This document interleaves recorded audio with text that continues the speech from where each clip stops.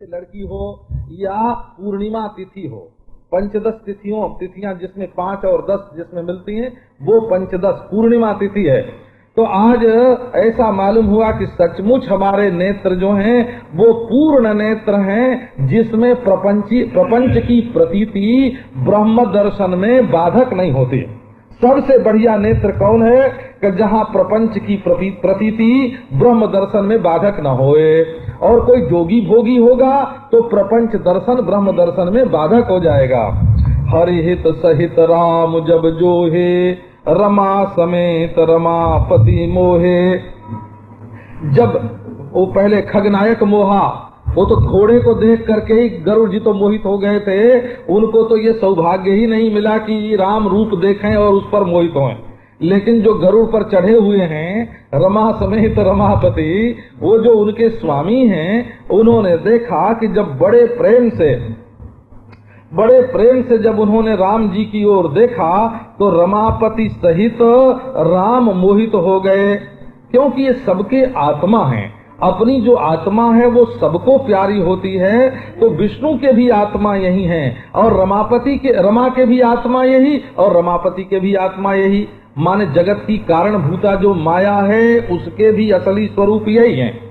और उस माया से युक्त जो मायापति हैं, है ना, सोपाधिक ईश्वर, मायोपाधिक ईश्वर का, वो भी उनकी आत्मा भी यही राम है। क्योंकि राम ब्रह्म, ये राम जो है राम ब्रह्म परमार्थ रूपा, तो ये परमार्थ स्वरूप राम हैं। इनको देख करके स्वयं रमापति भगवान विष्णु और रमा सहित मोहित हो जाते हैं। माने अपनी जो अलग चेतनता है कि हम भी कुछ हैं और उसको छोड़ देते हैं, उससे मुक्त हो जाते हैं। अब राम की छवि देख करके ब्रह्मा जी को बड़ा हर्ष हुआ और 8 ही नयन जानि पतिताने। उन्होंने कहा देखो शंकर जी हमारे बेटे, उनके 15 नेत्र और हमारे 8 ही नेत्र, तो पछताने लग गए महाराज। और सुर सेनापति, ये इसी क्रम से वहां सब लोग बारात में जो चल रहे हैं, तो इसी क्रम से चल रहे हैं। तो सुर सेन पौर बहुत उछाहू, जो स्वामी कार्तिक हैं देवताओं के सेनापति, उनके हृदय में बड़ा उत्साह है। क्यों उत्साह है कि ये ब्रह्मा सबके दादा बनते हैं, लेकिन इनके तो 4 मुंह और 8 नेत्र और हमारे 6 मुंह और 12 नेत्र, तो इनसे जवड़े नेत्र हमको मिल गए। वाह वाह वाह, हम और लोचन नहीं है तो सुलोचन है। राम ही चितव सुरेश सुजाना, गौतम साप परम हित माना। राम को देख रहे हैं सुजान सुरेश। आज इंद्र की प्रशंसा, बस आज इंद्र की प्रशंसा गोस्वामी जी ने की, नहीं तो इंद्र की बड़ी निंदा करते हैं हो। तो सरिस स्वान मघवान जुबानू, है ना, ये तो स्वान और मघवान इंद्र जो हैं वो दोनों बराबर। पाणिनि के सूत्र का ही अनुवाद कर दिया है, स्वयुव मघो नाम अतद्धित। उन्होंने स्वान, स्वा, युवा और मघवा, इन तीनों शब्दों की व्युत्पत्ति, है ना, इन तीनों शब्दों के लिए एक नियम बनाया। तो स्वान और मघवान का जब एक साथ पाठ हुआ, पाणिनि ने किया तो बड़ी निंदा हुई। तो गोस्वामी जी ने वही लेकर के उनकी निंदा कर दी। ये बड़े स्वार्थी हैं, ऐसे हैं वैसे, गाली देते हैं इनको। लेकिन जब रामचंद्र को देखने लगे, बस वाह वाह वाह वाह, ये तो बड़ा सुजान है भाई। सुजान कैसे है? गौतम साप परम हित जाना माना। गौतम का जो साप है उसको ये बड़ा भला मानते हैं। गौतम साप तो पाप के कारण हुआ, इंद्र पतित हैं, बोले भले पतित हैं तो क्या हुआ।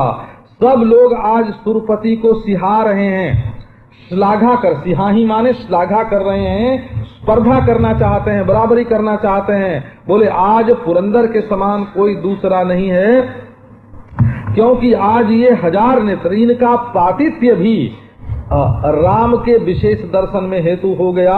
वो पाप भी श्रेष्ठ है जिससे अपने भगवान श्री रामचंद्र का दर्शन होवे, और वो पुण्य भी श्रेष्ठ नहीं है जो अभिमान उत्पन्न करे और दूसरे स्वर्गादि लोक में ले जाए। सो मुदित देवगण राम ही देखी, राम को देख करके देवतागण बड़े आनंदित हो रहे हैं। और दोनों राज समाज में घराती और बराती विशेष हर्ष का उदय हो रहा है। चारों ओर जहाँ देखो रहा राज समाज में अतिशय हर्ष है, घनी दुंदुभी बज रही हैं, देवता लोग हर्ष करके सुमन की वर्षा कर रहे हैं। हर जगह गोस्वामी जी इस प्रसंग में सुमन सुमन शब्द का प्रयोग करते हैं। तो ये पुष्प नहीं है, ये वस्तुतः सुमन है। और सब कहते हैं रघुकुल मणि की जय हो, रघुकुल मणि की जय हो। अब इस प्रकार बारात आते देख करके बड़े बड़े बाजे बजने लगे और रानियों ने सुवासिनी जो अच्छा वस्त्र पहने हुए हैं माने सौभाग्यवती हैं, उनको बोल करके परिछन के लिए मंगल की सजावट कर रहे हैं, मंगल सज्जा बनाए रही हैं। ये परिछन शब्द जो है ये संस्कृत में निर्मंछन शब्द है। वो निर्मंछन निछावर जैसे बोलते हैं ना, तुम्हारे ऊपर बलि जाएं, हाँ निछावर हो जाए तुम्हारे ऊपर। तो वो आरती ले करके जो सामने घुमाती है ना, उसका अर्थ होता है वो दिए की लौ तो है अपनी आत्मा, और उसको घुमाना चारों तरफ माने तुम्हारे ऊपर न्यौछावर करते हैं। तो उसी निर्मंछन शब्द को हिंदी में परिछन करके निर जो उपसर्ग है उसकी जगह परि उपसर्ग कर दिया, और निर्मंछन का जो छन है, मंछन का जो छन है उसको ले लिया। तो सजी आरती अनेक विधि, अनेक प्रकार से आरती सजा करके, और थाली भी सजाई हुई है और आरती भी सजाई हुई है, सब मांगलिक चिन्ह उसमें बनाए हुए हैं। अब गजगामिनी वर नारी, नारायण गोस्वामी जी ने कहा ये सब वर नारी हैं। वर शब्द का प्रयोग बहुत अधिक इस प्रसंग में किया, और गजगामिनी चाल का वर्णन किया ना, तो दौड़ करके नहीं चल रही हैं।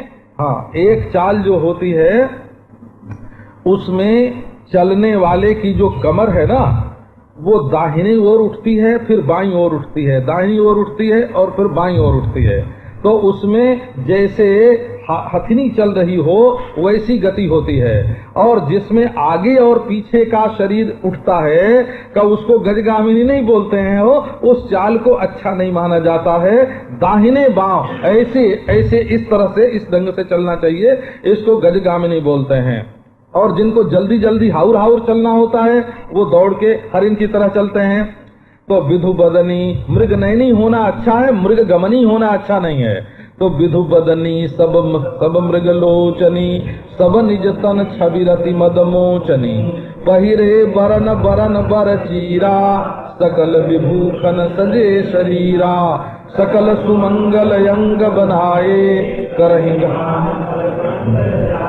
कंकन किंकिनी नूपुर बाजही, चाल बिलोक काम गज लाजही, बाजही बाजन विविध प्रकारा, नभयरु नगर सुमंगल चारा, सची शारदा रमा भवानी, जे सुरति सुचि सहज सयानी, कपट नारी वर वेश बनाई, मिली सकल रनिवास ही जाई, करहि गान कल मंगल बानी, हरस विवस सब काउन जानी, जान के ही आनंद बस सब ब्रह्म बरु परिछन चली, कल कान मधुर निशान बरस सुमन सुरसो, आनंद कंद बिलोक दूलहु सकल ही, अम्भोज अम्बक अम्बु उमग सुवंग पुल कावली छई, जो सुख भाष्य मातु मन देखि राम बर भेष, कल्प सत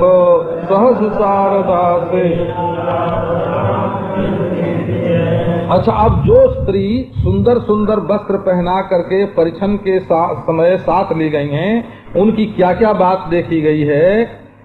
एक तो वर नारी माने श्रेष्ठ जाति की ये नारी हैं, माने जैसे संखिनी, पद्मिनी, चित्रिणी ये श्रेष्ठ जाति की नारी होती हैं, वैसे ये श्रेष्ठ जाति की हैं। दूसरे इनकी चाल बहुत बढ़िया है, गजगामिनी है।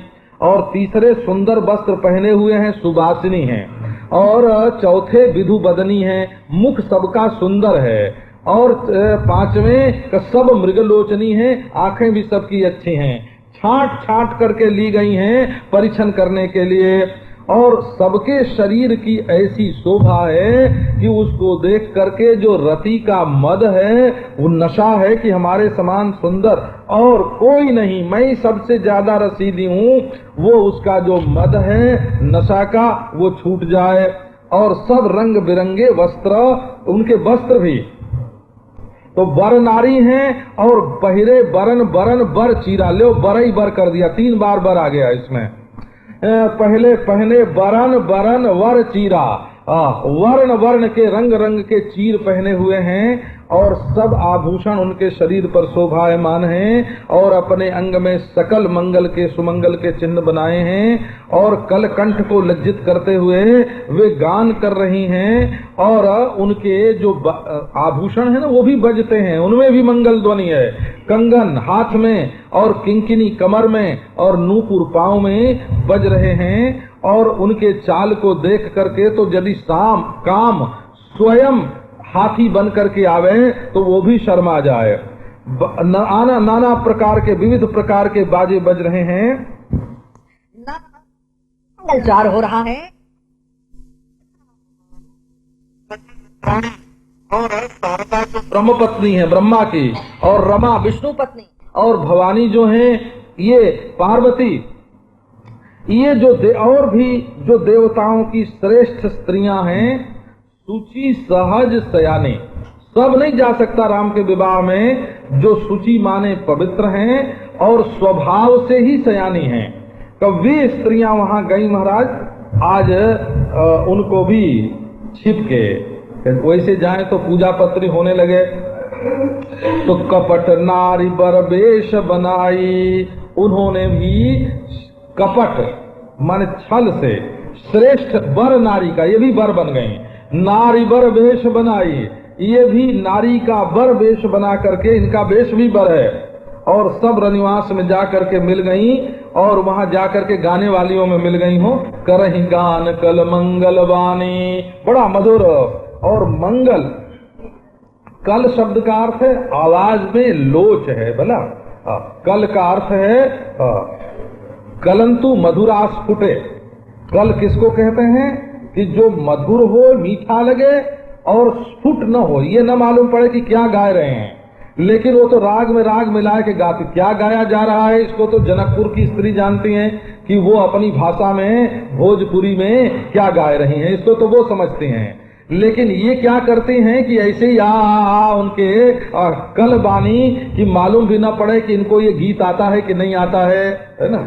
हमारे एक श्रोता थे हो, तो जब मैं कभी श्लोक बोलता था, नारायण ऋषिकेश की बात है, तो वो बिल्कुल होठ, जैसे मैं श्लोक बोलते समय होठ हिलाता वैसे ही वो हमारे सामने बैठ के होठ हिलाते, तो मालूम पड़ता कि जो श्लोक हमको आता है वो इनको भी आता है।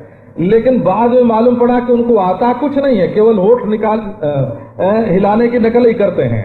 तो ये जो सची और शारदा और रमा भवानी हैं, ये केवल आवाज में आवाज मिलाए करके बस ताल ही देती हैं, इनको उस गाने का पता नहीं है। हर्ष विवश सब काउन जानी, उस समय सब लोग हर्ष में विवश हो गए हैं और उनको किसी को पता नहीं चला कि आई हैं।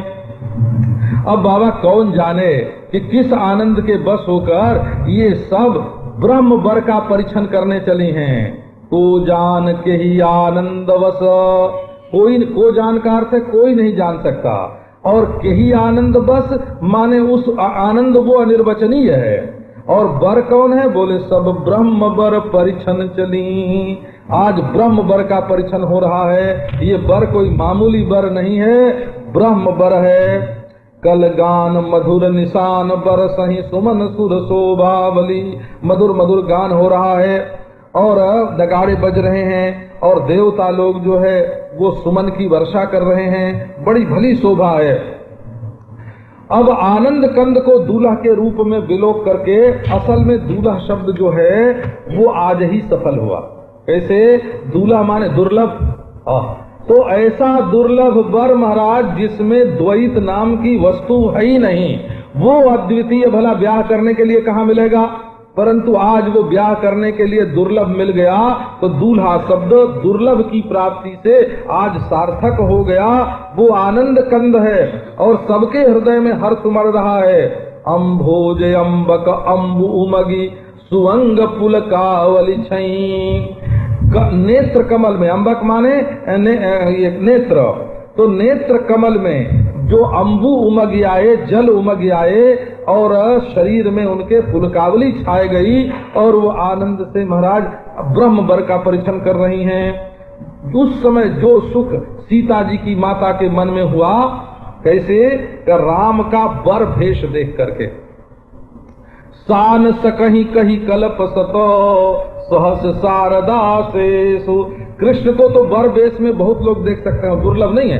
वर वेश में श्री कृष्ण दुर्लभ नहीं है, लेकिन वर वेश में राम दुर्लभ है, क्योंकि ये कई बार ब्याह करते हैं ये, हाँ न बार बार तो ब्याह करते नहीं।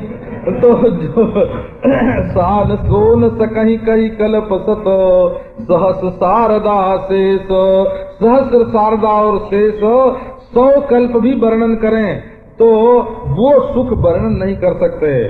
नयन नीर हटि मंगल जानी, परिछन करहि मुदित मन रानी। वेद विहित अरुकुल व्यवहारु, कीन भली विधि सब व्यवहारु। पंच शबद धुनि मंगल गाना, परहि विधि नाना। करि आरती अरघ राम गवन मंडप तब कीन्हा। दशरथ सहित विभव बिलोक लोकपति लाजे। समय समय सुर बर कहीं कूला, शांति पढ़े अनुकूला। नभयरु नगर कोलाहलोई, आपन पर कछु सुनई न कोई। यही विधि राम मंडप ही आए, अर्घ देई आसन बैठाए। बैठारी आसन आरती करी, वहीं मणि बसन भूषण भूरि वारही। मंगल गावही ब्रह्मादि सुर बर विप्रवेश बनाई। कौतुक देखहीं अवलोकि रघुकुल कमल रवि छवि, सुफल जीवन लेखहीं। राम निछावरि पाए, मुदित यसी सहिनाय सिर। हर्षन हृदय समाए, सियावर रामचंद्र की जय। अब आंखों में जब पानी आता है आनंद का, तो मंगल का समय है ये जान करके उसको रोक देती हैं। नयन नीर हाटी, हाटी माने हटकी, आने न पावे आंख में आंसू, गिरने न पावे नीचे। और बड़े आनंदित मन से रानियां जो हैं वो परिछन कर रही हैं। वेद विहित और कुल व्यवहार, दोनों बात का वर्णन गोस्वामी जी करते हैं। एक तो वेदोक्त जो विहित विधान है वो भी होता है, और जो कुल के व्यवहार हैं वो भी होते हैं। ये क्यों करना चाहिए ऐसा प्रश्न नहीं करना, क्यों नहीं करना चाहिए ये प्रश्न करना। आलस्य से नहीं करते हो कि खर्च के डर से नहीं करते हो, कि क्यों करते क्यों नहीं हो, माने उसको बिना क्यों पूछे ही ये कुल व्यवहार और वेद विधि जो है वो करना चाहिए। तो भली भांति सारा व्यवहार किया गया। अब 5 प्रकार के शब्द हो बज रहे हैं। तंत्री तार सुझाज पुनी, जानु नगाराचार।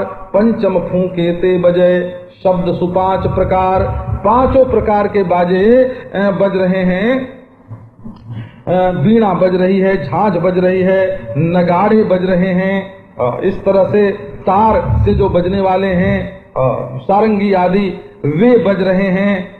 और जो फूंकने से बजते हैं, शहनाई बांसुरी, वे बज रहे हैं। पंच शबद धुनि मंगल गाना। तार जो है ना, तार और तात, तात से बजने वाले बाजे, तार से बजने वाले बाजे, झांझ जो आपस में टकरा करके बजते हैं, और नगाड़ा पीटने से बजता है।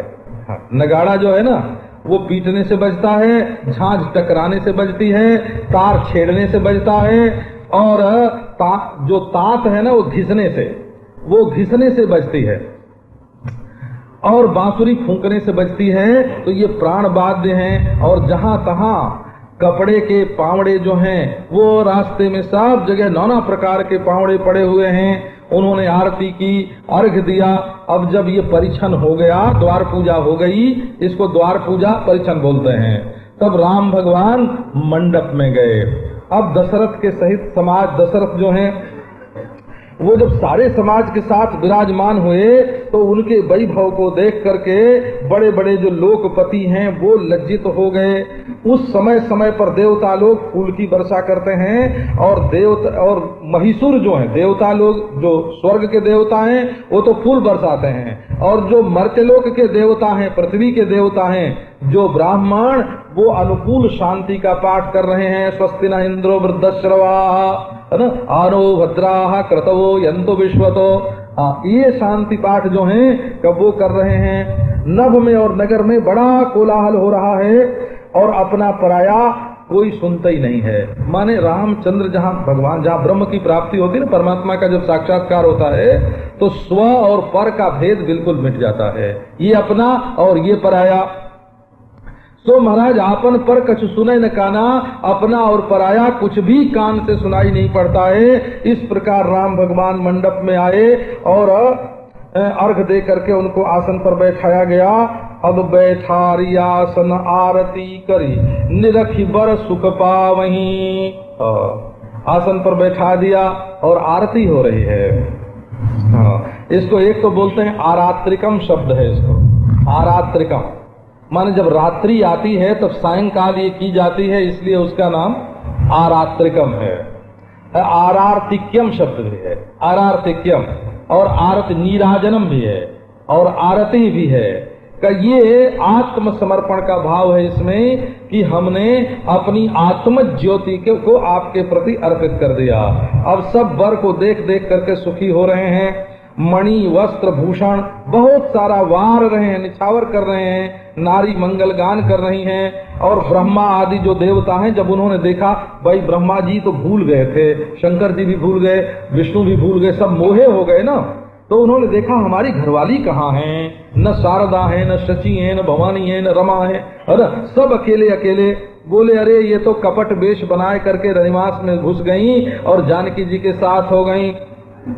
तो बोले अरे हम ही वंचित रहे इससे, तो चतुराई का काम यहाँ स्त्रियों ने किया हो, तो ये काम ज्यादा वही कर भी सकते हैं। तो ब्रह्मादि सुर बर विप्र भेष बनाई कौतुक देखहीं। अब ब्रह्मादि जितने देवता हैं वो उन्होंने कहा कि अब हम वैसे तो सुर हैं लेकिन आज महिषुर हो जाएंगे। तो ब्राह्मण वेश बनाए करके ये कौतुक, ये आनंद देख रहे हैं।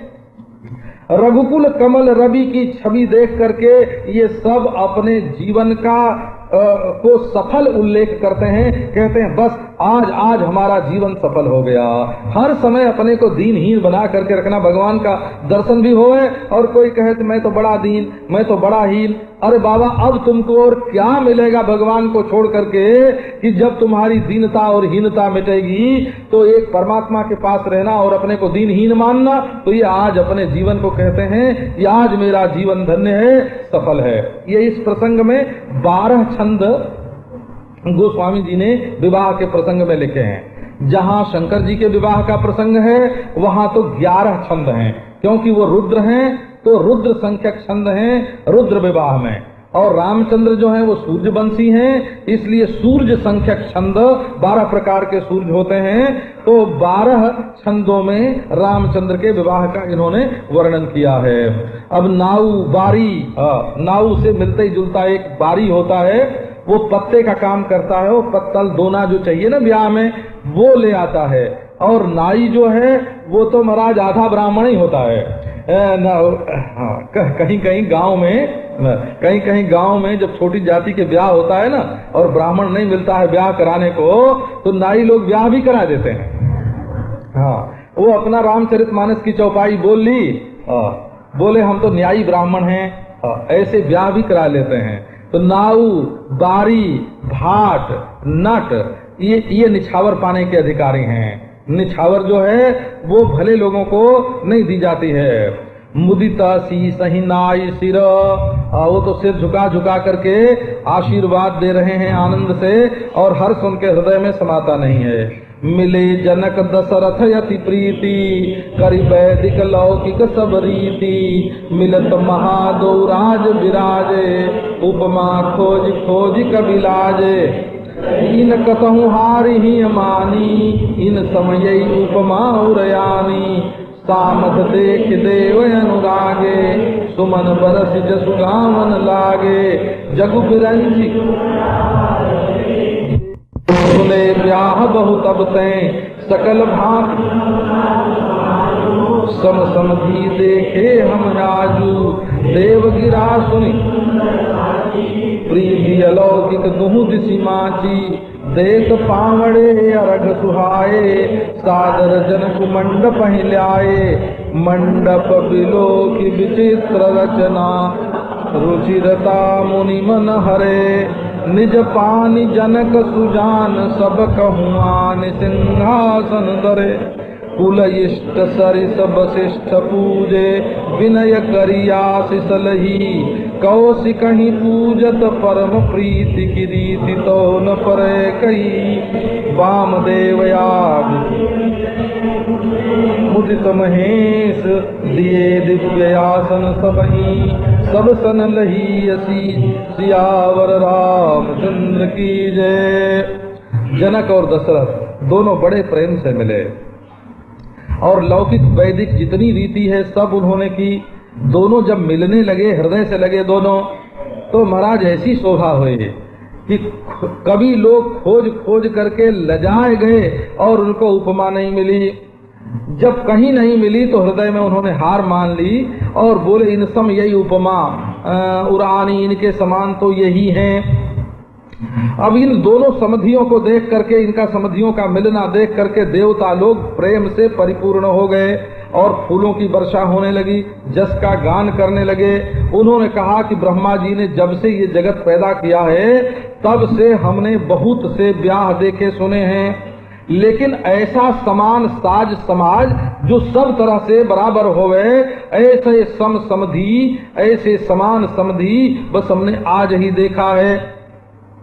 अब तो देवताओं की ये सुंदर और सांची वाणी सुन करके चारों तरफ अलौकिक प्रीति छा गई सबके मन में। और पावड़े देते हुए और अर्घ्य देते हुए कलश में जल लेकर के गिराते हुए, महाराष्ट्र में तो ये रीति है अभी कि जब सत्कार करना होता है, स्वागत करना होता है, तो कोई आवे तो जल गिराते हुए उसको अर्घ्य देते हुए ले चलते हैं।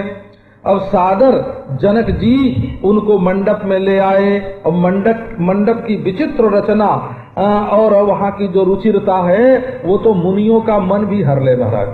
क्योंकि मुनि लोग जो हैं वो संसार में देखते हैं दोष और ईश्वर में देखते हैं गुण। तो वो ईश्वर को देख करके ईश्वर को देखना चाहते हैं, संसार को देखना चाहते ही नहीं। ये मुनियों की स्थिति है। लेकिन आज जब ये रुचिरता देखने में आई तो मुनियों ने देखा कि इसमें भी कहीं वैराग्य करने का कोई कारण है क्या, है ना। तो अब तो वो जनक, राजा जनक के मंडप में वैराग्य का कोई हेतु है ही नहीं। न तो उसमें कोई दुख है, न दोष है, न वहाँ अज्ञान है और न वहाँ मृत्यु है। वो तो देखते हैं तो बोले हम लोगों ने तो अकारण ही संसार से वैराग्य किया, मुनि मन हरे। उन लोगों का मन ईश्वर में से निकल करके और आ जाए महाराज उस मंडप में। और स्वयं सुजान जो जनक हैं वो अपने हाथों से सबके लिए ला करके सिंहासन देते हैं। ये बड़ी नम्रता की बात है।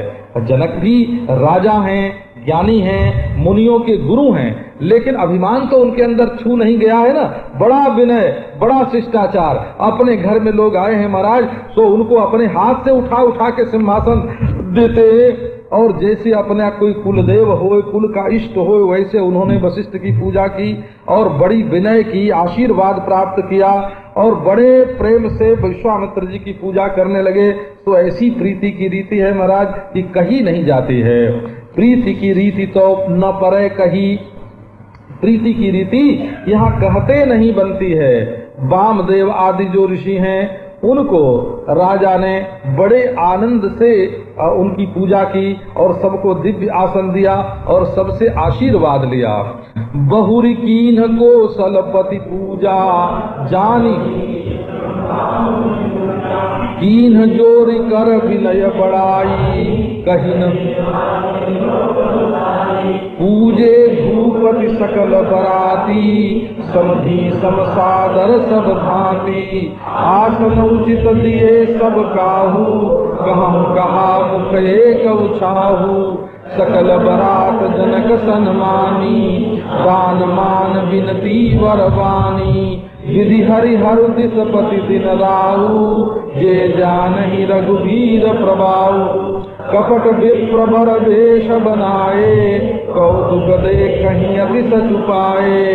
पूजे जनक देव सम जाने, दिए सुवासन बिनु पहचाने।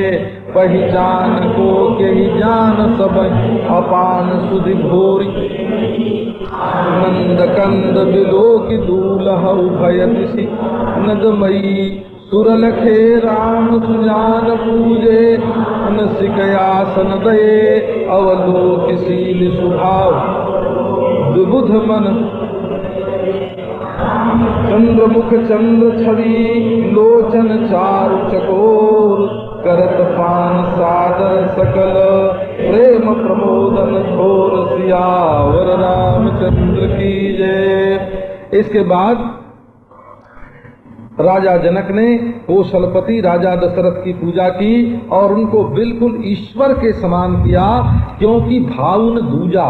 जनक के मन में द्वैत भाव तो है ही नहीं है। द्वैत भाव यदि जनक के मन में होता तो दशरथ की पूजा करते समय कहते हम एक मनुष्य की पूजा कर रहे हैं, अनात्मा की पूजा कर रहे हैं। हाय हाय आज इसकी पूजा करनी पड़ रही है। लेकिन उनकी दृष्टि में तो द्वैत है ही नहीं, उसको बिल्कुल परमात्मा का स्वरूप उनको समझते हैं। हाथ जोड़ करके उन्होंने विनय और बड़ाई की और अपने भाग्य वैभव और बहुताई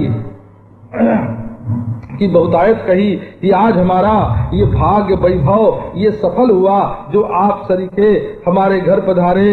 और सब बरातियों की भी उन्होंने पूजा की और ये दोनों समधी सब तरह से सम हैं। समधी माने जिसकी धी माने बुद्धि सम होवे।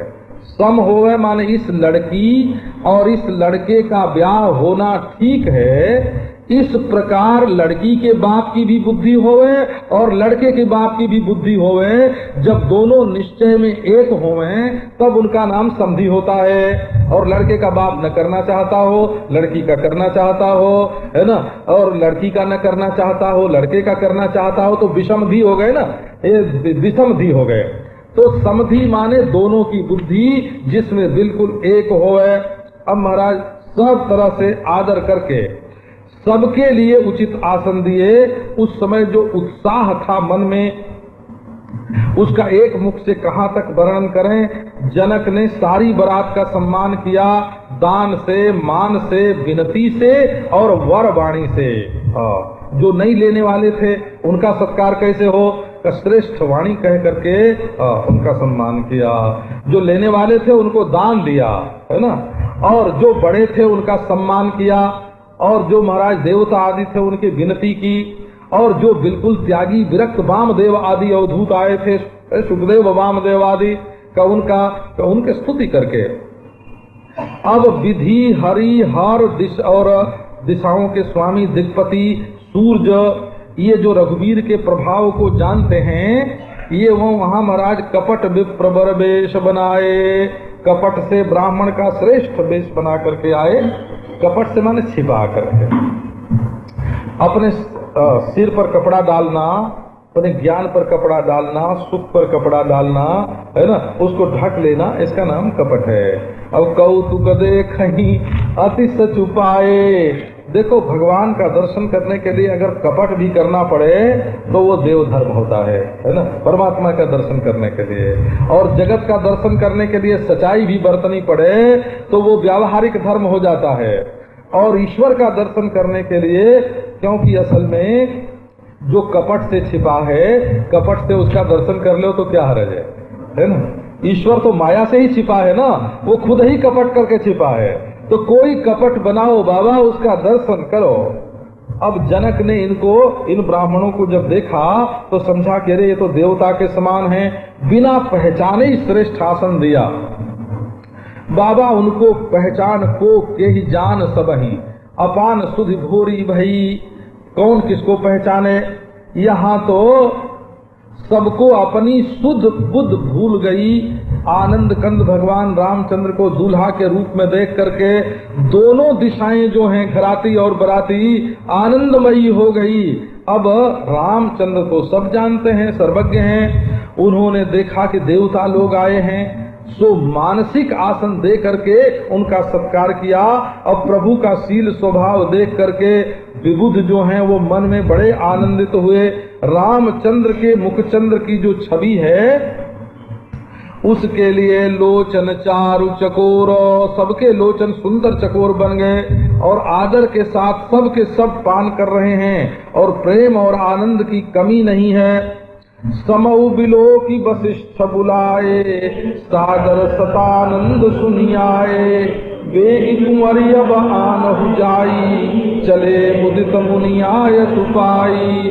रानी सुनियु परोहित बानी, प्रमुदित सखिन समेत सयानी। विप्र बधू कुल वृद्ध बुलाई, करि कुल रीति सुमंगल गाई। नारी सकल सुभाय सुंदरी श्यामा, बिनहि देख सुख पावहि नारी। बिनु पहचान बार बार सन्मान हिरानी, उमा रमा शारद समझानी। शीय समारी समाज बनाई, इसी कहीं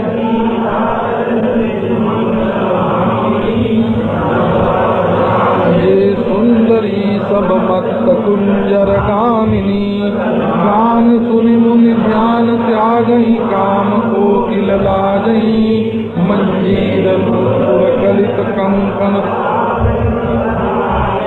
सोहति बनिता वृंद महा, सहज सुहामणि सीय। सबिलल नागन मध्य जनु, सुषमा प्रिय कमनीय। सियावर रामचंद्र की जय। समय देख करके वशिष्ठ जी ने सतानंद को बड़े आदर के साथ बुलाया और बोले कि अब बड़े आदर के साथ कुंवर को, राजकुमारी सीता को ले आओ। अब तो वशिष्ठ जी की आज्ञा पा करके वो बड़े मुदित मन से उन्हें लेने के लिए चले। और जब सतानंद जी ने जा करके रानी से कहा, बड़ी आनंदित हुई सखियों के साथ। वो बड़ी सयानी थी महाराज। सयानी वो है जो अपनी बेटी भगवान से ब्याहने में ब्याह है, वही तो सयानी है ना। वो ज्ञानी श्रेष्ठ ज्ञानी है जो अपनी वृत्ति को, नारायण कहो, एक बार ब्रह्माकार करके अज्ञान निवृत्त करने के बाद भी, है ना, भले ही उसके लिए ब्रह्माकार होना और विषयाकार होना इसमें कोई फर्क नहीं है, लेकिन सयाना तो वो तब है कि जब ब्रह्म ज्ञान होने के बाद भी, अज्ञान की निवृत्ति होने के बाद भी अपनी वृत्ति को ब्रह्माकार ही रखे। तो ये महाराज विदेह जीवन मुक्त, अपेक्षा मुक्ति के लिए जरूरत नहीं है। बोले भाई अब ब्रह्माकार करने की क्या जरूरत? बोले मुक्ति के लिए तो कोई जरूरत नहीं, मुक्ति तो हो ही गई। तब बोले फिर काहे के लिए जरूरत? बोले जीवन मुक्ति का विलक्षण आनंद आ रहा है इसमें, है ना। विषयाकार करने से दृष्ट सुख होता है, दृष्ट दुख होता है, और ब्रह्माकार वृत्ति रहने से दृष्ट दुख की निवृत्ति हो जाती है। फिर संसार में कोई दुख नहीं होता है। तो वही सयाना है महाराज। अब जितने विप्र बधू हैं, कुल वृद्ध हैं, विप्र बधू और कुल वृद्ध सबको उन्होंने बुलवाया और कुल की रीति करवाया, सुमंगल गान हुआ।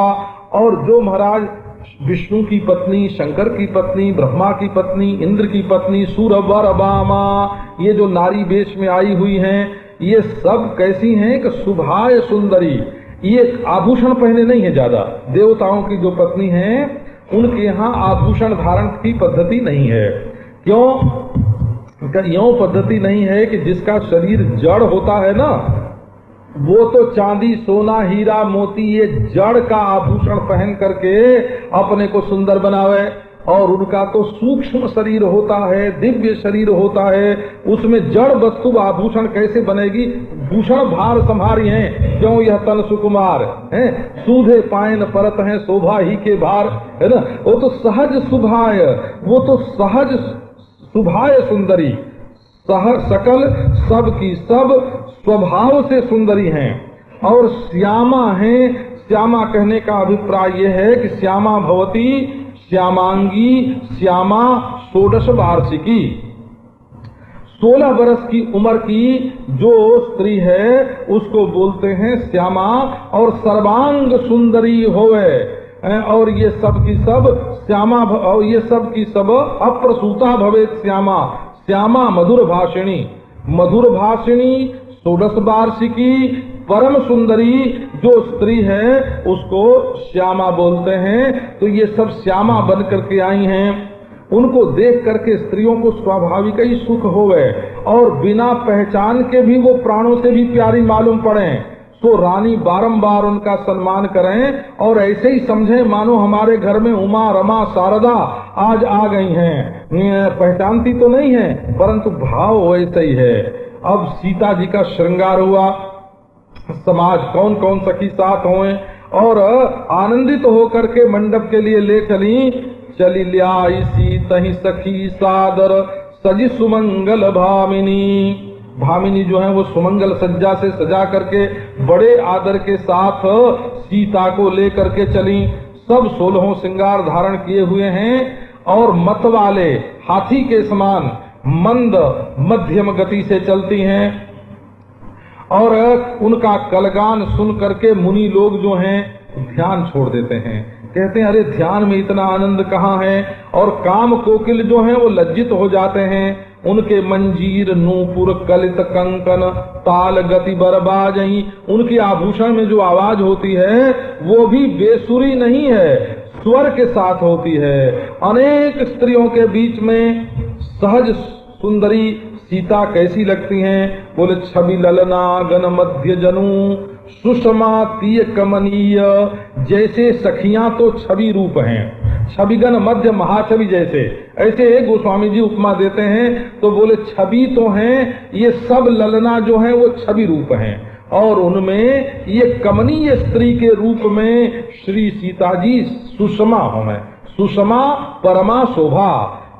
अमर सिंह ने कहा कि परम शोभा का नाम सुषमा है। तो सियावर रामचंद्र की जय। हाँ, सिय सुंदरता बरनिन जाई लघुमति बहुत मनोहरताई। आवत सीता रूप राशि सब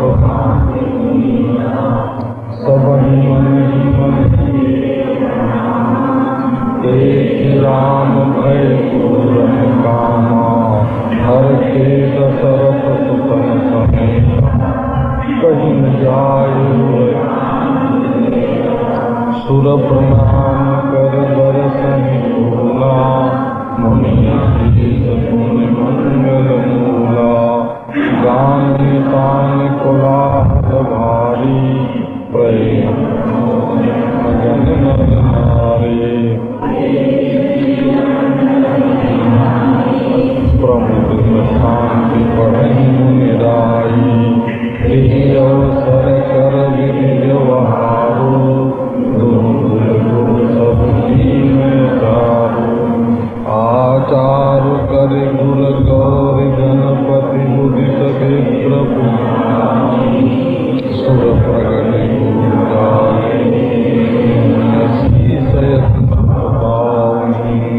मधुपर्क मंगल द्रव्य जो है कलश परिचार कर कुलरीति प्रीति समेत रवि कही देख यही सिंहासन सिय राम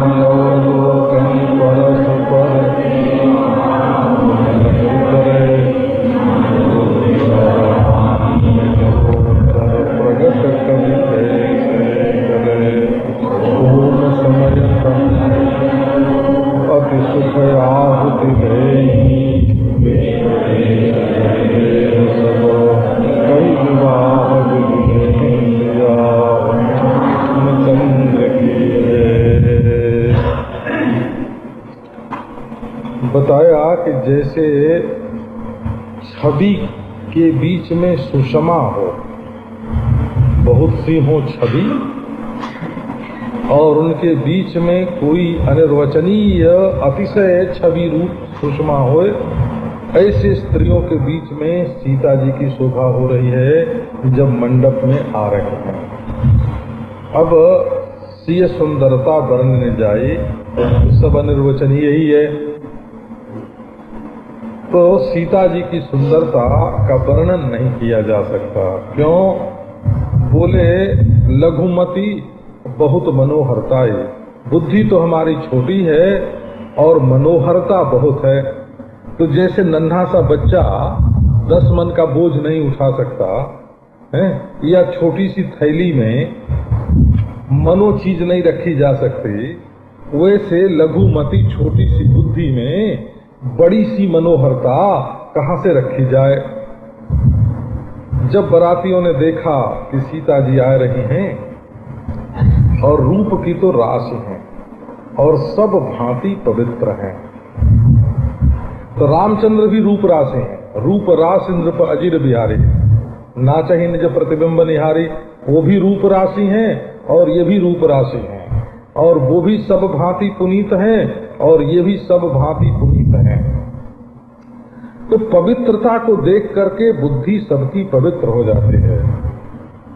गौरी को देख करके सब देवताओं ने नमस्कार किया, तो सीता को देख करके सब बारातियों ने सब ही मन किए प्रणामा।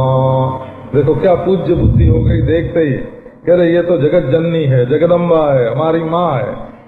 सबने मन ही मन प्रणाम किया। अब उस समय अगर ये लोग सब एक एक उठ के हाथ मिलाने लगते, चाहे पांव छूने लगते, तो क्या दशा होती है ना। तो अवसर मन में जब प्रणाम करने का आवेग आवे तो विचार लेना चाहिए। ये भी एक उद्वेग है चित्त का। तो जब आवे तो विचार लेना चाहिए कि इस ढंग से प्रणाम करने में जिसको करेंगे उसका कोई नुकसान तो नहीं होगा, कोई विघ्न तो नहीं पड़ेगा, जो दूसरे लोग हैं उनको कुछ बुरा तो नहीं लगेगा, उनके काम में कोई बाधा तो नहीं पड़ेगी, ये सोच करके करना पड़ता है। तो कई अवसर ऐसे होते हैं जहाँ मन ही मन प्रणाम करके काम चलाना पड़ता है। तो सब ही मन किए प्रणामा। किसी ने जाके जनक जी के सीता जी के पांव नहीं छुए, और सीता जी को देखते ही औरों की तो बात। और यहाँ तो महाराज प्राण से प्राण चक्षुष चक्षु है। रामचंद्र आज पूर्ण काम हो गए सीता जी की प्राप्ति से। बात ये थी कि रामचंद्र तो पूर्ण काम ही थे, है ना। तो विश्वामित्र जी ने उनमें काम का अध्यारोप कर दिया। सफल मनोरथ हो तुम्हारे मनोरथ सफल हो। तो विश्वामित्र जी ने मनोरथ का अध्यारोप किया, और जब जानकी जी आई तब उसका अपवाद हो गया। इसलिए आज पूर्ण काम हो गए। काम भी आरोपित था और काम की निवृत्ति भी आरोपित थी। अथवा जानकी जी महाराज ऐसी हैं कि उनको प्राप्त करके जो अकाम, निष्काम, आत्मकाम, परिपूर्ण काम परमानंद परमात्मा है, वो भी पूर्ण काम हो जाता है। अब दशरथ जी के आनंद का तो ठिकाना ही क्या है। उनके हृदय में कितना आनंद है कि इसकी नाप कोई नहीं बता सकता। अब देवता लोग प्रणाम करके पुष्प बरस रहे हैं, और मुनियों का जो आशीर्वाद है वो तो मंगल मूल है। मंगल मूल है माने महात्मा लोग जो आशीर्वाद दे देते हैं वो सच्चा हो जाता है। अब गान और गाना हो रहा, नगाड़े बज रहे, बड़ा भारी कोलाहल है, और सब नर नारी प्रेम प्रमोद में मग्न हैं। इस प्रकार सीता जी मंडप में पहुंची। अब बड़े बड़े जो मुनि हैं महाराज, वो शांति पाठ कर रहे हैं। आनो भद्राः कृतवो यन्तु विश्वतो दब्दासो अपरीता स उद्गृतः। अब उस समय जितना विधि व्यवहार है वो हुआ, और दोनों के कुलगुरु जो हैं उन्होंने जो कुलाचार है सो किया।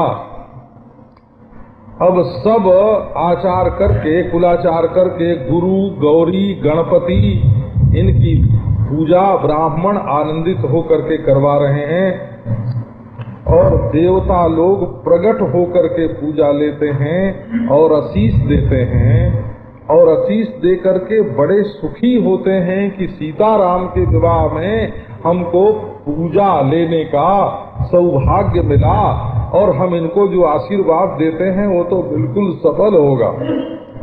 मधुपर्क ये पूजा जो करते हैं ना, जैसे बोले ये अर्घ्य है, तो कोई आया तो हाथ धुलाया, उसका अर्घ्य हुआ, पाद दिया, पाद माने पांव धो दिया।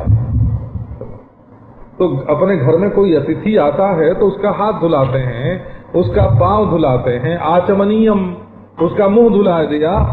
और मधुपर्क माने कोई मीठी चीज ला करके उसको चटा दे।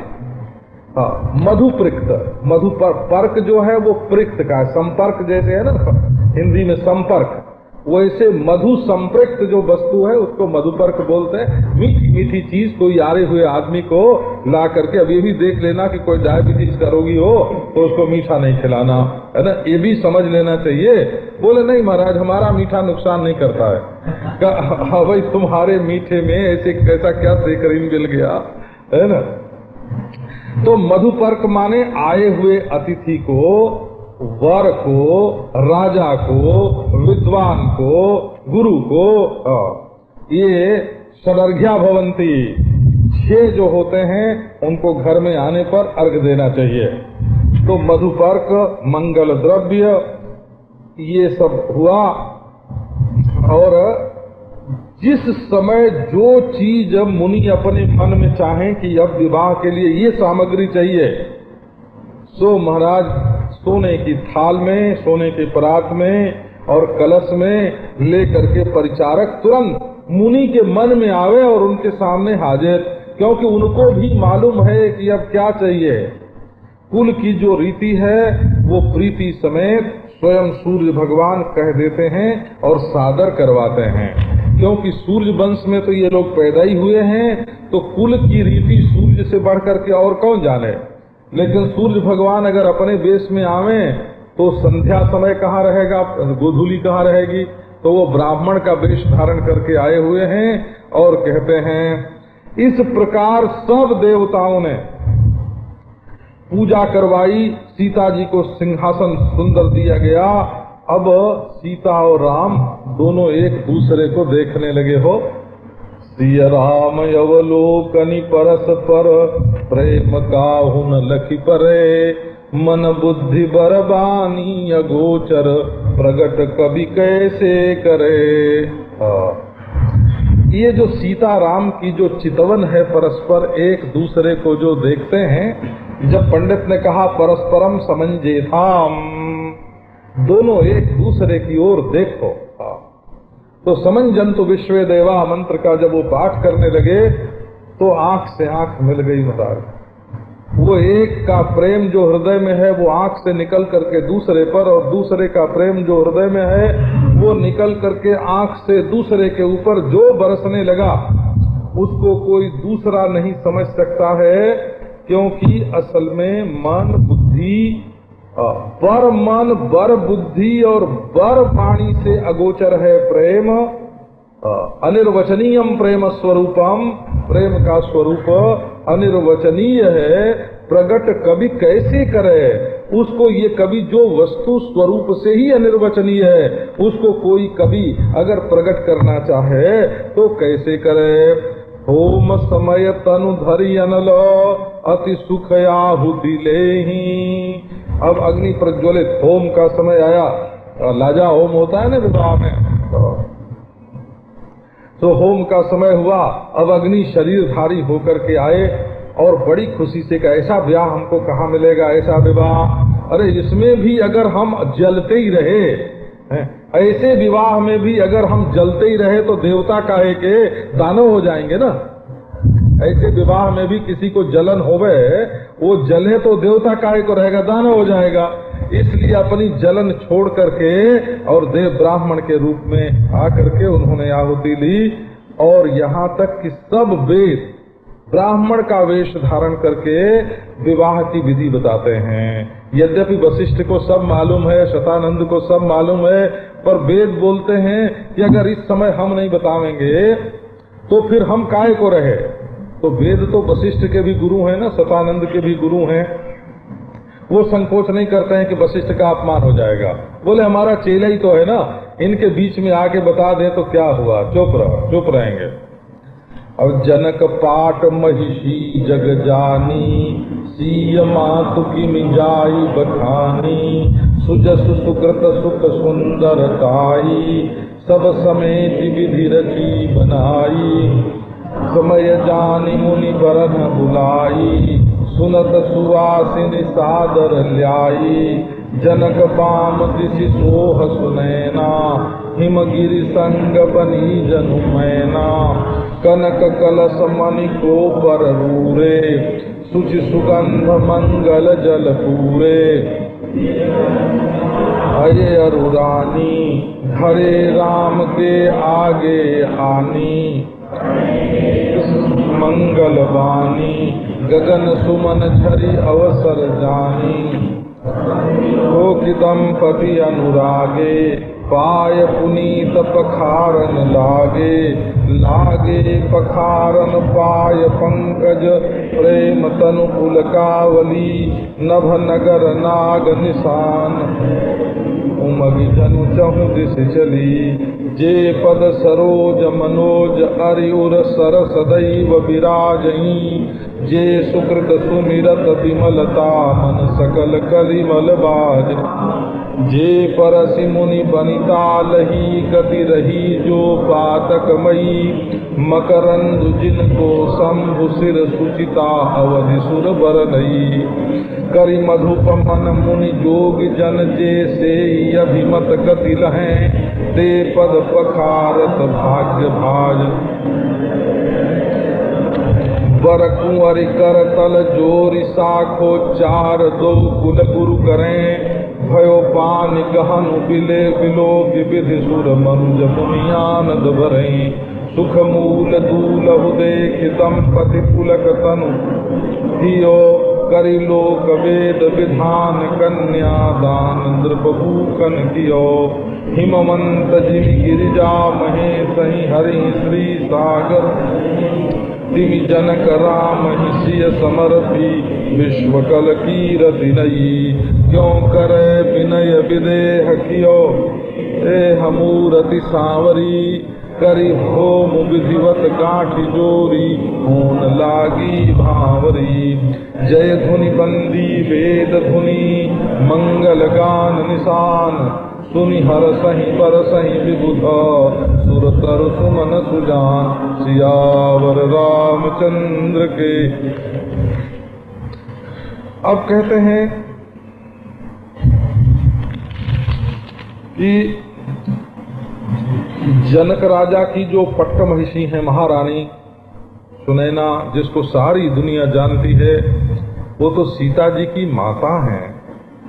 भला जो सीता जी की माता है उसका बखान करके वर्णन कैसे होगा?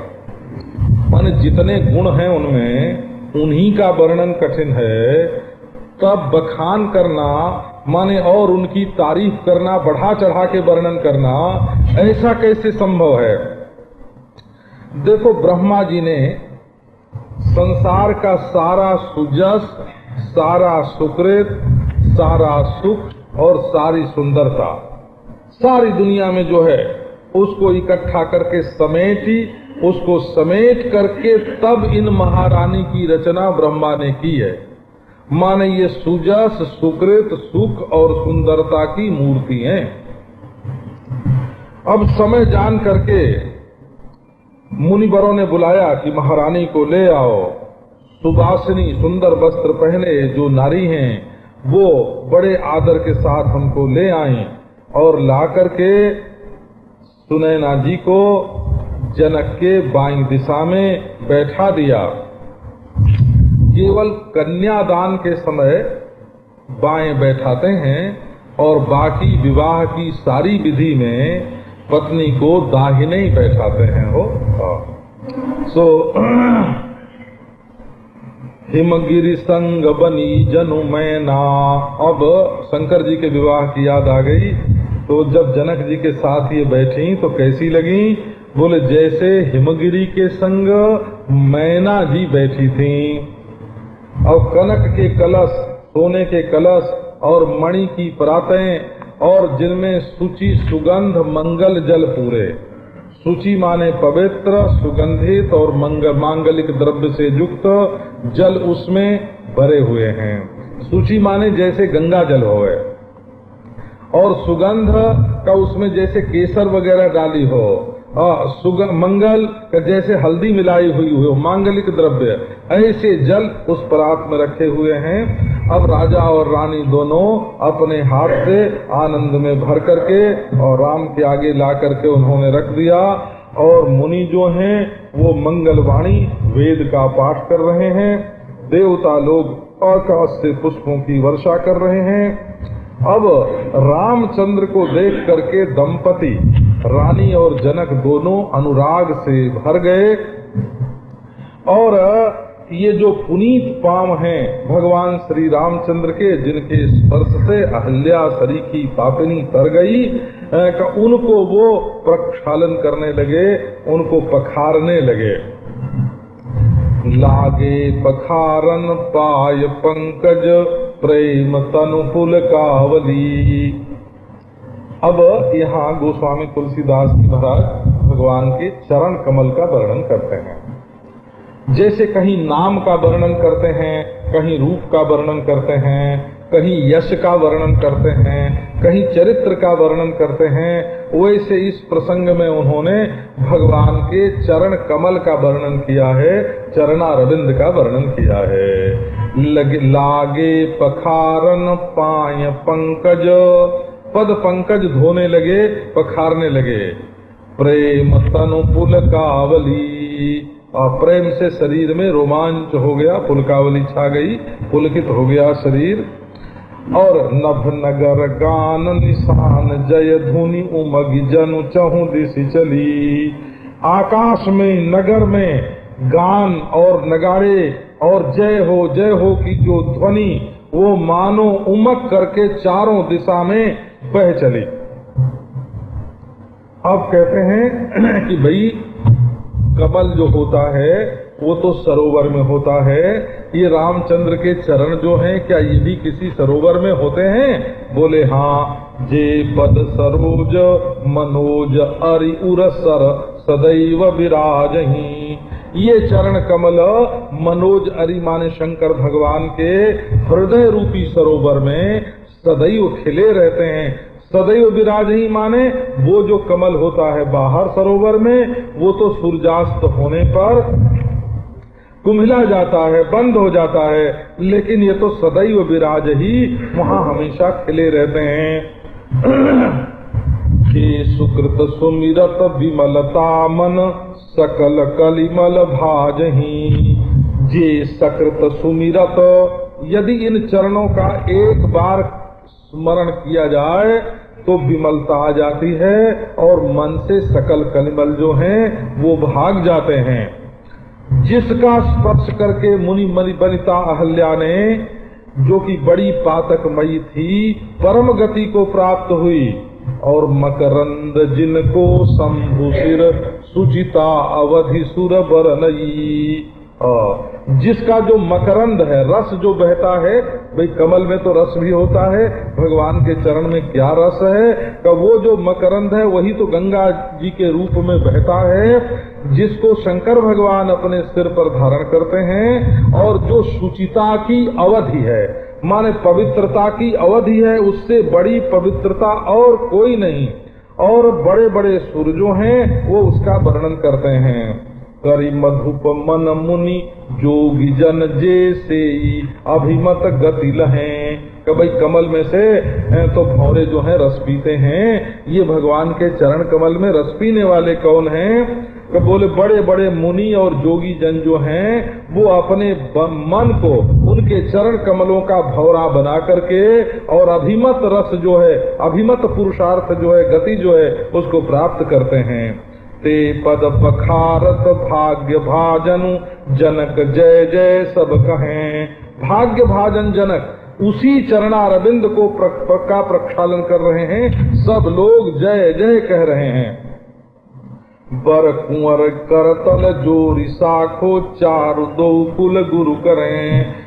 रामचंद्र जी का हाथ और सीता जी का हाथ एक में मिला करके बर कुंवर करतल जोरी, हथेली पर हथेली रख दिया हो, मिल गया हाथ दोनों का। इसी को पाणी ग्रहण संस्कार बोलते हैं। ये पाणी ग्रहण इसको बोलते हैं। तो पाणी शब्द का भी अर्थ वही है, जो व्यवहार जो है ना उसी को पाणी बोलते हैं। ये पण धातु जो है वो व्यवहार के अर्थ में है। ये विपण बोलते हैं ना, बाजार को विपण बोलते हैं, पण विपण। तो ये जो है, ये पाणी जो है वो संपूर्ण व्यवहार करने वाला, संपूर्ण व्यवहार का जो करण है, साधन है, उसको बोलते हैं पाणी। तो हाथ का हाथ से मिलने का मतलब ये है कि हम दोनों अब सब व्यवहार मिल करके करेंगे। जो यज्ञ होगा वो भी मिल करके करेंगे, जो घर गृहस्थी होगी वो भी मिलजुल करके करेंगे। हाथ से हाथ मिलाना अर्थात मिलजुल करके सारे व्यवहार करने की प्रतिज्ञा करना। तो अब पाणी ग्रहण हो गया दोनों का। अब इसको देख करके ब्रह्मा, देवता, मनुष्य, मुनि सब आनंद में भर गए। और ये सुखमूल दूल्हा देख करके राजा और रानी इन दोनों के शरीर में रोमांच और हृदय में बड़ा भारी उल्लास, लोक वेद विधान करके कन्यादान नृपभूषण कियो। नृपभूषण जनक जी ने कन्यादान किया। जैसे हिमवंत ने शंकर जी को गिरिजा का समर्पण किया, जैसे सागर ने विष्णु भगवान को लक्ष्मी जी का समर्पण किया, इसी प्रकार जनक जी ने अपनी पुत्री सीता का विवाह श्री रामचंद्र के साथ किया। और सारे विश्व में बड़ी सुंदर नवीन कीर्ति फैल गई। क्यों करे बिनह विनय विदेह कियो विदेह मूरति सांवरी। ये तो वैसे तो ज्ञान से तो ये विदेह पहले ही से थे, परंतु ज्ञान होने से कोई प्रपंच की विस्मृति हो जाती हो, ऐसा तो नहीं है। ज्ञान लोग समझते हैं कि ज्ञान होने पर आदमी अंधा हो जाता होगा, कि बहरा हो जाता होगा, कि गूंगा हो जाता होगा, कि उसकी अक्ल काम नहीं करती होगी। तो ये सब विचार बेवकूफ लोगों के हैं, है ना, जो लोग ज्ञान के बारे में कुछ नहीं जानते हैं। तो ये जो जनक जी हैं वो विदेह हैं, माने इनके अंदर देहाभिमान बिल्कुल नहीं है, देहातीत हैं। लेकिन महाराज आज इस सांवरी मूर्ति ने, ये सांवरी सलोनी राम के रूप में जो ब्रह्म मूर्ति आई इनके सामने, इसने तो विदेह को भी विदेह कर दिया। जैसे सुंदरता को सुंदर कर दिया, प्राण का प्राण, मन का मन, चक्षु का चक्षु, कब विदेह को भी विदेह कर दिया। अगर वो चतुर्थ भूमिका में थे तो उनको 5वीं में, 6ठी में, 7वीं में पहुंचा दिया, विदेह को भी विदेह कर दिया। करी हो विधिवत गांठ जोरी, हो न लागी भावरी। अब स्तुति कैसे करें? अपनी स्तुति कोई करता है? जहाँ ऐकात्म्य हो गया, ऐकात्म्य में जहाँ हो गया वहाँ तारीफ किसकी करना? निंदा। तारीफ करते हैं बच्चों की कि शाबाश बेटा। ये जो बच्चे होते हैं ना वो शाबाश पट्टे कहने के लिए होते हैं, और जो दुश्मन होते हैं वो निंदा करने के लिए होते हैं। दुश्मन की उपासना होती है और जो मित्र होता है उसकी उपासना होती है। और जिससे एकात्म हो गया हम तुम एक, अब क्यों करे विनय विदेह कियो विदेह मूरति सांवरी। करी होम विधिवत गांठ जोरी, विधिवत होम हुआ, गांठ बांध दी गई, नारायण, और भावरी पड़ने लगी हो, परिक्रमा जो विवाह में होती है वो करने लगे। जय धुनि बंदी वेद धुनि मंगल गान निशान, सुनि हर खहि बर खहि विबुध सुर तरु सुमन सुजान। बंदी जो है वो जय जय बोलते हैं, वेद ध्वनि हो रही है, मंगल गान स्त्रियां कर रही हैं, नगाड़े बज रहे हैं और देवता लोग सुन सुन के हर्षित होते हैं और कल्प वृक्ष के पुष्प ला ला के बरसते हैं, क्योंकि बड़े सुजान हैं। और बोलते हमारी चीज अगर भगवान के काम में नहीं आई तो किस काम की, कहिए कल्प वृक्ष को भी आज सफल बना दो। कुंवर कुंवरी कल भांवरी देही, उन्नयन लाभ सब सादर लेही, जाइन बरनी मनोहर जोरी, जो उपमा कछु कहूँ सुतोरी, राम सीय सुंदर परिछाही, जगमगाति मणि खंभन माही, मनहु मदन रति धरि बहु रूपा, देखत राम विवाह रूपा, दरस लाल सा सकुचन थोरी, प्रगटत दुरत बहोरी बहोरी, भये मगन सब देख निहारे, जनक समान अपान विसारे, प्रमुदित मुनि न भावरी फेरी, नेग सहित सब रीति निवेरी, राम सीय सिर सेंदुर देही, शोभा कई न जाति विधि केहि, अरुण पराग जलज भरिनी के, शशि दुख यही लोभयमी के, बहुरी वशिष्ठ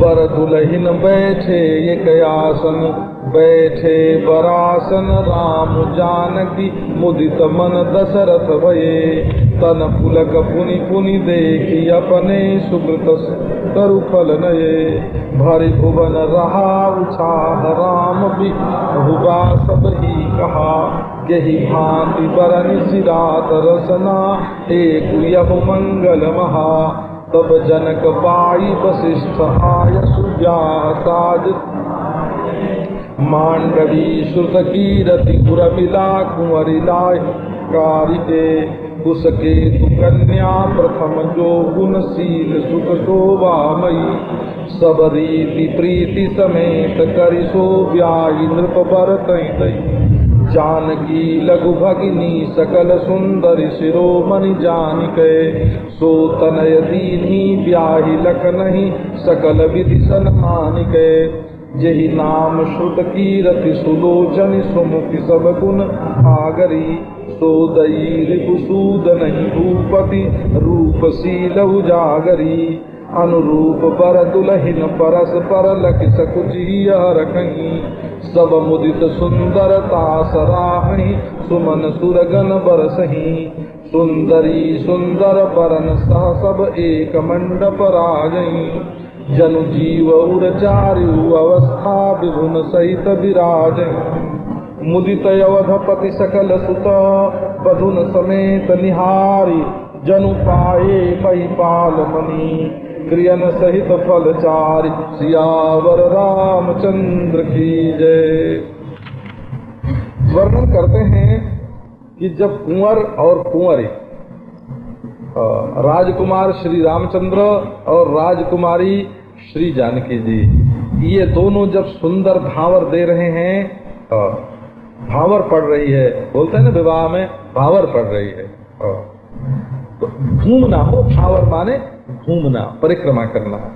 अब बड़े आदर के साथ सब लोग अपने नेत्रों का लाभ ले रहे हैं, माने नेत्रों का यही लाभ है कि ये दृश्य नेत्रों से देखा जाए। ये जो मनोहर जोरी है इसका वर्णन नहीं किया जा सकता, जो उपमा कुछ कहूँ वो थोड़ी है। अब इसके लिए एक उत्प्रेक्षा करते हैं। राम सीय सुंदर परछाही, जगमगाति मणि खंभन माही।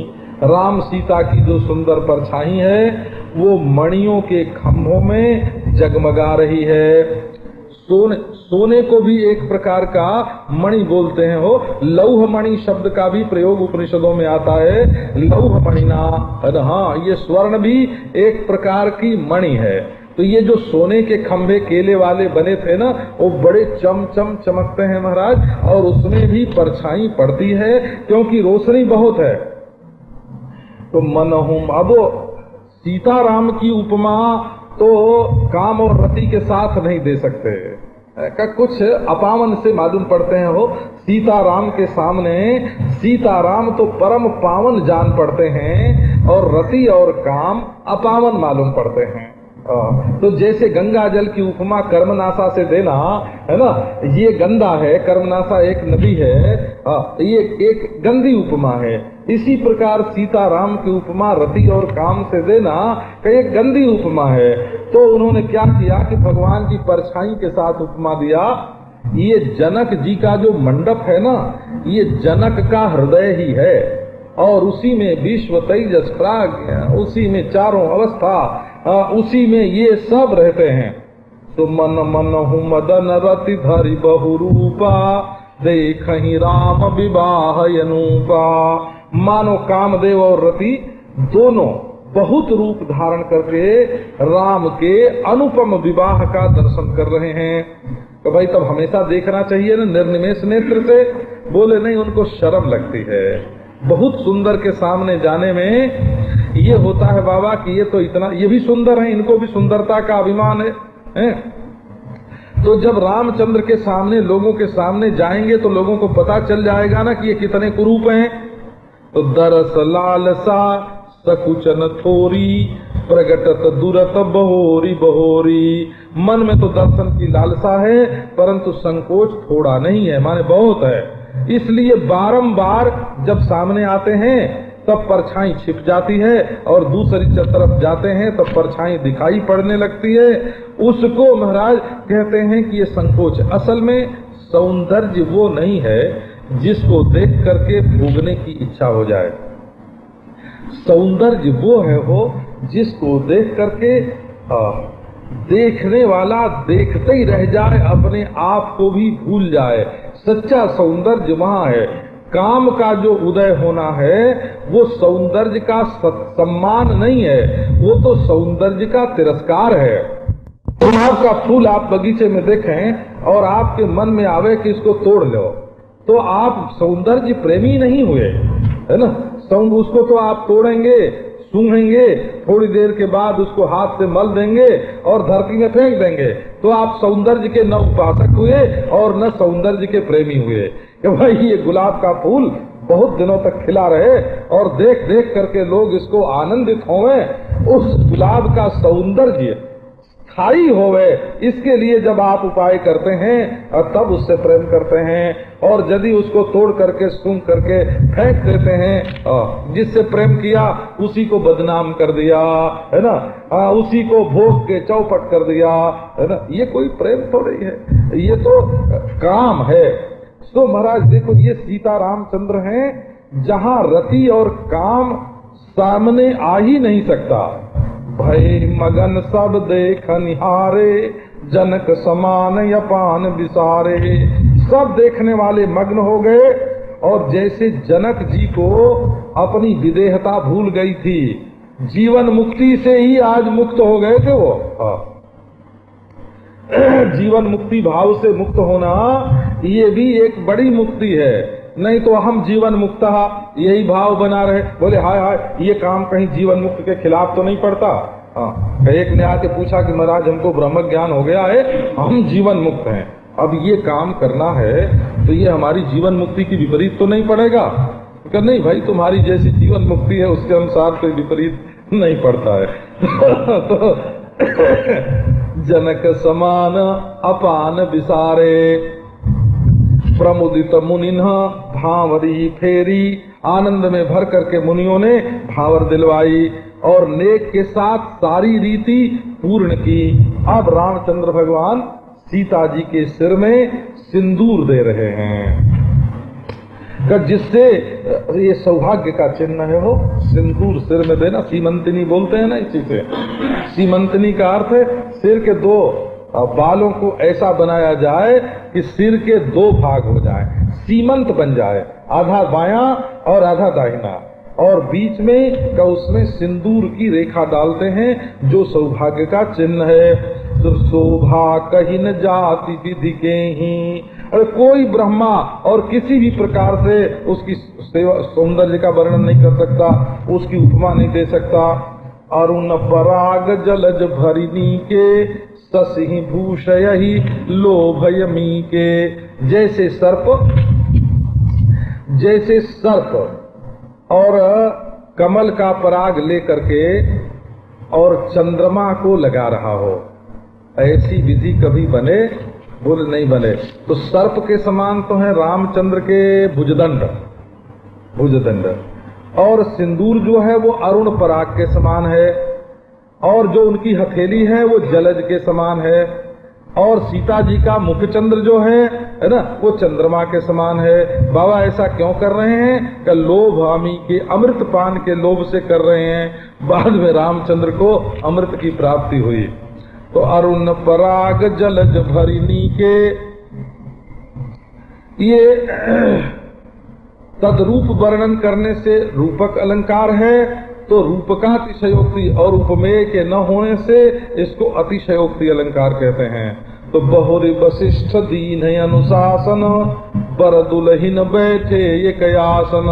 जब सिंदूर हो गया और उसको बहोर लिया, दूसरी सौभाग्यवती स्त्रियों ने आकर के उसको देख लिया कि सिंदूर ठीक लग गया है और उसको बिल्कुल सुहावना सुंदर बना दिया।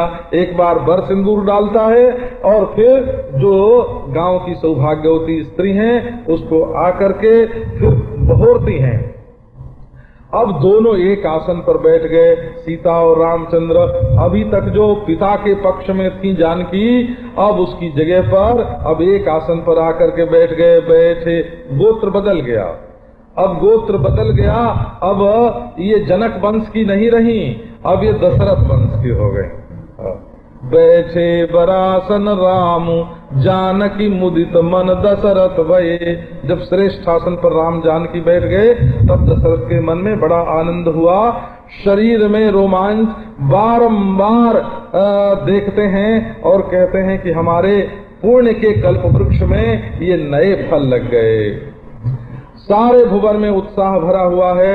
सब ने कहा कि राम का विवाह, राम सीता राम का विवाह हो गया। अब वो किस प्रकार उसका वर्णन किया जाए, क्योंकि रसना एकू यह मंगल महा। जिह्वा तो बिचारी एक है और ये मंगल बड़ा भारी है। अब वशिष्ठ जी महाराज ने कहा कि विश्वामित्र ने एक ब्याह करा दिया और हम वर पक्ष के होकर के छोटे ही रह गए। हमको तो ब्याह कराने का ये मौका ही नहीं मिला, इस विवाह में अगुवाई हमको मिली नहीं। तो उन्होंने तुरंत जनक को आज्ञा दी कि देखो, विश्वामित्र के होने से एक विवाह, एक लड़की, अब हमारे होने से 3 और ले आओ, है ना। तो जनक जी महाराज 3 लड़की ब्याह साज संवारी के, तुरंत ब्याह की तैयारी हुई। मांडवी, श्रुतकीर्ति और उर्मिला, ये जो 3 लड़की थी उन्हें बुला करके ले आए। जो पहली है मांडवी, वो कुशकेतु, सीरध्वज और कुशकेतु, ये 2 भाई हैं। तो इनके दूसरे भाई की लड़की है जिसका नाम है मांडवी। वो कैसी है? गुण, शील, सुख और शोभा, ये चारों चीज उसके अंदर हैं। देखो, गुण न होए तो स्त्री किस काम की? सद्गुण होना चाहिए ना, सुलक्षणी होनी चाहिए, और शीलवती होनी चाहिए, शील स्वभाव नरम होए और सुख होए। क्योंकि संसार में कोई भी प्रेम करता है तो जिससे सुख मिलता है उससे प्रेम करता है। सुख से, असल में मनुष्य सुख से प्रेम करता है, दुख से प्रेम नहीं करता है। तो जहाँ जहाँ रस मिलता है, मनुष्य को सुख मिलता है, वहाँ वो प्रेम करता है। और शोभा भी है। तो सब रीति प्रीति समेत करिसो ब्याह नृप भरत दई। सारी रीति प्रीति समेत करके भरत को वो लड़की ब्याह दी। जानकी लघु भगनी सकल सुंदर शिरोमणि जानिके। अब सीता जी की जो छोटी बहन है उसको सुंदरियों में शिरोमणि जान करके वो लक्ष्मण के साथ उसका बड़े सम्मान के साथ विवाह कर दिया गया। वो सकल सुंदरियों में शिरोमणि है। अब जिसका नाम श्रुतकीर्ति है, सुलोचनी है, सुमुखी है, गुणयागरी है और रूपशील उजागरी है, उसको राजा ने रिपुसूदन शत्रुघ्न जी के साथ विवाह कर दिया। देखो लड़की के गुणों का यहाँ देखो तो सब एक साथ ही वर्णन हो गया। सुलोचनी, सुमुखी, सब गुण आगरी, रूपवती और शीलवती, ऐसी कन्या है, उसका नाम श्रुतकीर्ति। उसका विवाह उन्होंने शत्रुघ्न के साथ कर दिया। और जैसे वर और दुल्हन ये जो हैं ये अनुरूप हैं, अब परस्पर एक दूसरे को देख करके संकोच भी करते हैं और मन ही मन खुश भी होते हैं। सब मन में मुदित होकर के एक दूसरे की सुंदरता की सराहना करते हैं, देवता पुष्पों की वर्षा करते हैं।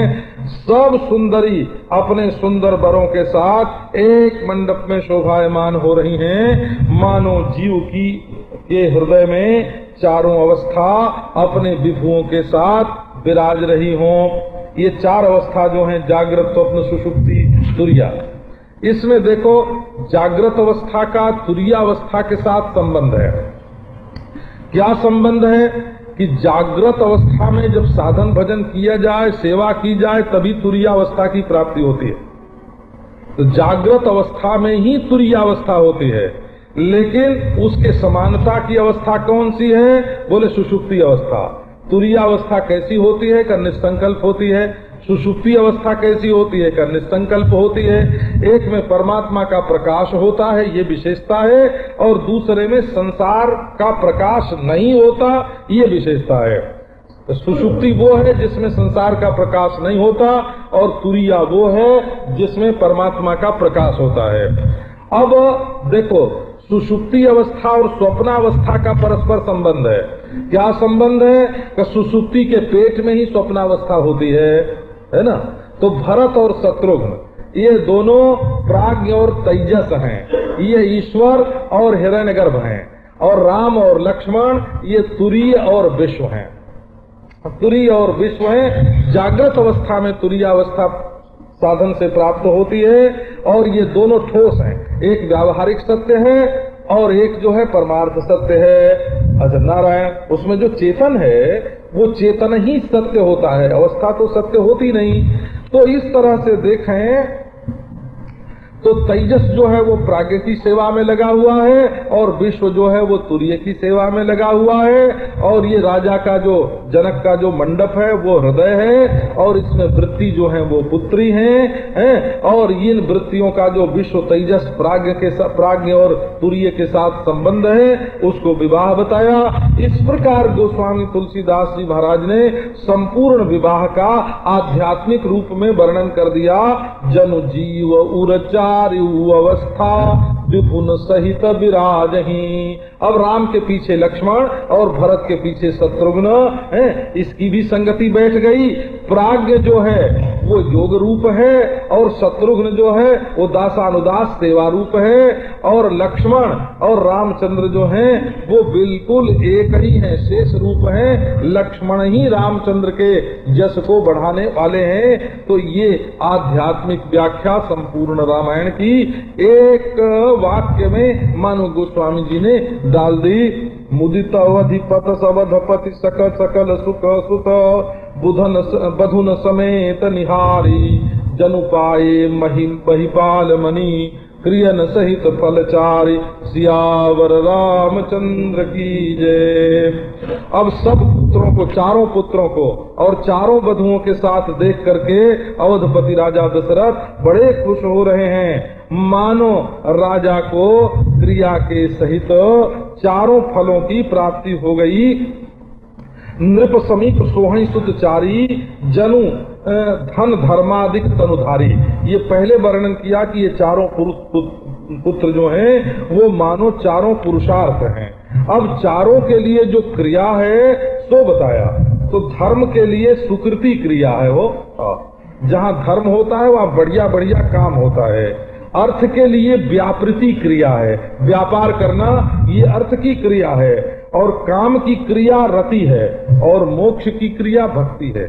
नारायण, क्योंकि मोक्ष सुख से रहता है जीवन में। मोक्ष सुख पूर्वक निवास करे, इसके लिए यदि वृत्ति ब्रह्माकार रहे ना तो सुख पूर्वक निवास करती है। नहीं तो मोक्ष तो है, मरने के बाद पुनर्जन्म नहीं है, संसार नहीं है। लेकिन जीवन में अगर मुक्त हुआ पुरुष जीवन में मारा मारा फिरे कि हमको ये चाहिए, ये चाहिए, ये चाहिए, तो इससे लोगों की मोक्ष में अरुचि हो जाती है। इसलिए मुक्त पुरुष को भी ऐसे ढंग से रहना चाहिए कि जैसे दूसरे लोग भी मोक्ष की इच्छा करें और उसकी प्राप्ति के लिए प्रयत्न करें। वेदांत के संप्रदाय का उच्छेद न हो, इसके लिए ज्ञानी पुरुष को भी अतिशय सुखी होकर के अपना जीवन व्यतीत करना चाहिए। दृष्ट दुख भी उसके, वो भी हाय हाय करता रहा लोगों की तरह जैसे दुनिया में करते हैं, तो दूसरे लोग कहेंगे बाबा क्या करेंगे वेदांती होके, जब बाद में भी हाय हाय लगी रहती है। तो ऐसे वेदांतियों को देख करके वेदांत संप्रदाय का उच्छेद होता है। इसलिए महाराज ये वृत्ति की भी आवश्यकता पड़ती है। इसी को बताते हैं जीवन मुक्ति विवेक में कि तपस्या वेदांत संप्रदाय की रक्षा के लिए और तपस्या के लिए उमर ब्याहे ते करनी, कहीं न जाई कछुदाई जपूरी, रहा कनक मणि मंडप पूरी, कंबल बसन विचित्र पटोरे, भांति भांति बहु बोलन थोरे, गजरथ तुरग दास अरुदासी, धेनु अलंकृत काम दुहासी, वस्तु अनेक करिय की मिलेखा, कहीं न जाई जा नहीं जिन्ह देखा, लोकपाल अवलोक सिहाने, लीन अवधपति सब सुख माने, दीन जाच कनि जो जही भावा, उबरा सो जनवा से ही आवा, तब कर जोर जनक मृदुबानी, बोले सब बरात सन्मानी, सन्मानी सकल बरात आदर दान विनय बढ़ाई गए, प्रमुदित महामुनि वृंद बंदे पूज प्रेम लड़ाई गए, सिर नाई देव मनाई सब सन कहत कर संपुट किए, सुर साधु चाहत भाव सिंधु की तोष जल, कर जोर जनक बहोरी बंधु समेत कौशल राय सो, बोले मनोहर बयन सानि स्नेहशील सुभाय सो, सनबंध राजन रावरे हम बड़े अब सब विधि भये, यही राज साज समेत सेवक जान भी, ए दारिका परिचारिका करिपाल भी करुणा नई, अपराध क्षमिगो बोली पठये बहुत हों ढीठ हो गई, पुनि भानुकुल भूखन सकल सन्मान निधि समधि किए, कही जात नहीं बिनती परस्पर प्रेम परिपूर्ण नहीं है, वृंदारकागन सुमन बर सही राउज, दुंदुभी जय धुनि वेद धुनि नव नगर कौतूहल भले, तब सखी मंगल गान करत मुनीस आय सुपाई के, दूल्हा दुल्हनिन सहित सुंदरी चली को बर ल्याई के, पुनि पुनि राम ही चितवसिया सकुचति मन सकुचैनो, हरत मनोहर मीन छवि प्रेम पियासे नैन, सियावर रामचंद्र की जय। श्री रामचंद्र के विवाह की जैसी विधि वर्णित की है, सभी कुंवर जितने थे भरत लक्ष्मण शत्रुघ्न उसी तरह से वे भी ब्याहे गए। और जो दायज में दिया गया ना, ये दायज जो है ये भी दाय है, वो दाय है माने हिस्सा है। बाप की संपत्ति में लड़की का भी अंश होता है। तो ये आजकल के लोग समझते हैं कि हाय हाय लड़की को देना पड़ेगा, हाय हाय लड़की को देना पड़ेगा। अरे दो लड़के होते तो बांटते कि नहीं बांटते, आधा वो ले लेता आधा वो ले लेता, है ना। तो जैसे आधा लड़के लड़के का होता है, उसी तरह से लड़के के बराबर ही बाप की संपत्ति में लड़की का अंश होता है, तो उसको देना चाहिए। तो यदि अचल संपत्ति में दे दिया जाए तो दूसरे वंश के लोग आकर के लड़ाई भिड़ाई करें। इसलिए चल संपत्ति इतनी मात्रा में देनी चाहिए स्वेच्छा से कि जिससे कन्या का जो हिस्सा है वो उसके घर में पहुंच जाए। और एक साथ देने से अगर अपना काम बिगड़ता हो तो उसके लिए बांट देना चाहिए कि तीज पर इतना देंगे, ब्याह में इतना देंगे, जनेऊ में इतना देंगे, मुंडन में इतना देंगे, हर साल इतना भेजेंगे। ये दायज देना जो है वो लड़की की चीज ही लड़की को देना है, ये नहीं कि वो लड़के के हिस्से में से कुछ जाता है। इसलिए वो भाई भी बेईमान हैं जो बहन को नहीं देना चाहते, और वो बाप भी लड़के के पक्ष, लड़कों के पक्षपाती हैं जो लड़की को नहीं देना चाहते। क्योंकि बाप की संपत्ति में तो लड़का और लड़की दोनों समान हैं। ये बात जरूर है कि लड़के को अचल संपत्ति समूची दे देते हैं और लड़की को चल संपत्ति में से धीरे धीरे धीरे हर साल महीने महीने देते रहते हैं, जैसे ब्याज दे रहे हैं उसका। वो महीने महीने देना भी उसकी संपत्ति का ब्याज ही है, उसके ऊपर कोई एहसान नहीं है, कोई श्रेय नहीं है। तो इसीलिए बताया, कहीं न जाई कछु दाइज भूरी। दाइज दहेज जिसको बोलते हैं ना, ये दायज है। हाँ, दायज है और जायज है, बोला जायज भी है ये। तो कंबल बसन विचित्र पटोरे कंबल और विचित्र